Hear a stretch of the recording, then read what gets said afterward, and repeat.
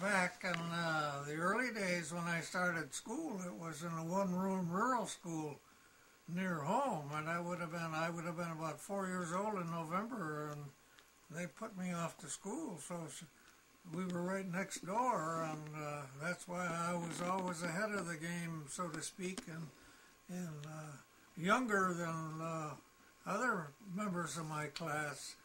And then, of course, we lived on the farm, of course, and we had our cows, and we had to get up in the morning and milk and get ready to go to high school later on, and that was in Sugar Grove, and we would take the milk with a horse and buggy, and the milk would go to the Walker's Creamery in Sugar Grove, and then we rented a shed where the horse would stand all day, and at the close of high school, then we would go back home, and it was work again to milk the cows and so on. But some of the winters were lots of snow, and of course no plowing of the roads back in those days, and oftentimes there'd be a good crust, and we could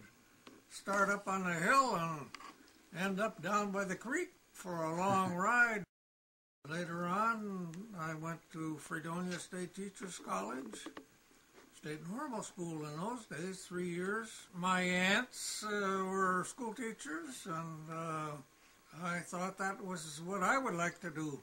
But of course, even as I finished up in 1932, the Depression was on, and I couldn't find a job even in a one-room rural school. So back home on the farm and monkey around, and always had something to eat and a place to sleep. And then, of course, in June of 1934, I was friendly with the Valentine's girls at that time, and they bought out the city disposal from a fire, and that was the first job I had, was in June of 1934. Somehow or other, we always seemed to have the privilege of my dad's car in the evening. We'd go to dances, and was friendly with the Valentine girls from dancing. They lived in Warren, and that's how I got down, I guess, down there, but I didn't have any car. That was one of the first things that I bought, was a car, but I started out at $14 a week. But a second-hand car didn't cost maybe $300. Had a date with June, and then June introduced me to her sister, Audrey. Back in those days, we had to register. Then, of course, as things developed in the war and they needed more and more, why, then, of course, those of us, even who were married and even with children, as I was, when our draft number came up, we were called into service, and 16 of us had left Warren in April of 1944. I went to Camp Sampson, and then to Corps School out in San Diego, and from there I went to Corpus Christi, Texas for a period, and then I was up to Oakland for experience over to see San Francisco and ride on the trolley, and then from there I went back to Oceanside, across from Camp Pendleton, and that's where I had enough points to be discharged then in January of 1946. So back to Camp Sampson, and well, I was with the medical corpsman of the Navy. Things were moving pretty good in the European season, but of course I didn't have enough points, so some of the other ones, Roy and Al and my sister Pearl's husband Chevy, they were all discharged. I was in even 3-4 months after the surrender of Japan. I was in the Navy when your mother was born. I was back home in about 2 weeks. The only leave I had, because I was out in California, would have been when her mother died. And I was home then for maybe a week. That would have been in 1945. We were in trains from Warren to Erie, and Erie to Camp Sampson, and Sampson to California, and all those moves that I would talk about, they were all by train. The women had moved into the shops and done had a credible job, and some of them are still there. Pulling together for the war part established us a basis for pulling together as civilians.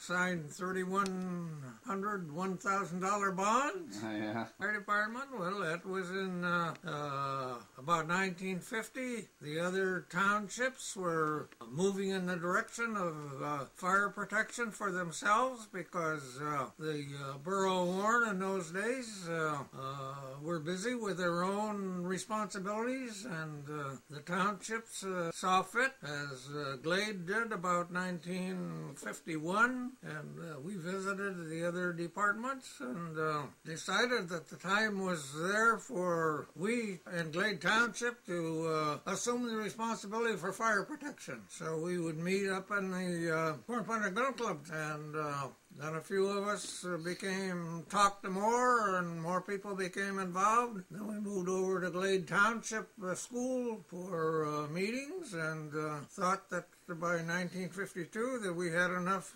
support where we could purchase a fire truck, and we made arrangements with the borough to rent a part of a garage downtown, with the understanding that if they needed the help of that fire truck, we would man it and be theirs, which was a cooperative effort. And then along came the time to build our building. And of course, the school board had plenty of property for us, and we made arrangements then through the school board for the land where the fire hall is now built. Right. And we didn't know much about construction of a building, but we were able to talk to other people that knew, such as Claire Byer Construction, and he would tell us what to do and how to do it, and then we'd go ahead and do it. The building is still standing. Started out with a new one. The National Fire Association, who sets the rates for fire companies, determination that if a truck is 25 years old, they do not consider it 100%. And so they keep knocking down your increasing your fire rates percentage-wise. I see. And so most of us try to replace a fire truck after 25 years. Right, okay. But we had good cooperation from many people outside of the township. And of course the ladies were very cooperative, and everybody pulled together, and... So where did the money come from? How did you raise the money? That was an interesting experience, too. We invested in ourselves.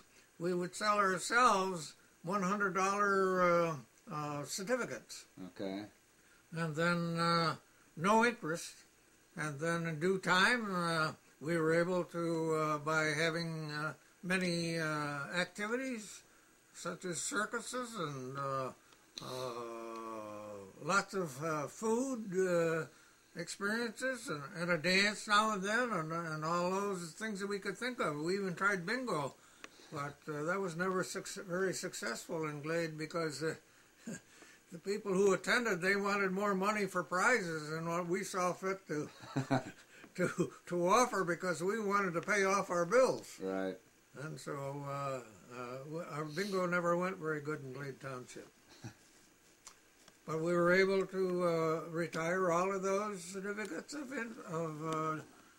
mortgage, so nobody lost any money. I had the one sister, Pearl, who passed away in, 1970-something, 53 years old with an aneurysm, and then I had my older brother, Claire, who was one of the unfortunate ones with polio, yet he never let it handicap him, even though he was problems to walk. He passed away in 1969, and I have a younger brother, Roy, who is 83 now, and I have a younger brother, Al, who's 79 now. So there would have been 5 of us altogether. Whereabouts was the house where you grew up? Well, that was on the Bust-Eye Sugargrove Road, just a short ways from the state line. Been sold a number of times, and my dad left there about 1942. The house has been Well, I don't know what I want to say. I guess reconditioned, but the barn is down. Looking at biscuit. Yeah, we should take it down. I wish we had it with us. Yeah. Actually, Unless she chew on her hand when she's getting sleepy. but you can't. No, she twists her hair. One more kiss. She got How the about twisting that? hair gene from her mother. Yes. Her Aunt Jerry does the same thing. Like that camera. Yeah, that's me. I don't think it'd be good to skate like that. You'll Always be tell looking when down. those two girls retired to start playing with their hair. Why would you want to skate with her? I think Sarah did that from the get-go, so Yep. I've never seen it. Todd was like,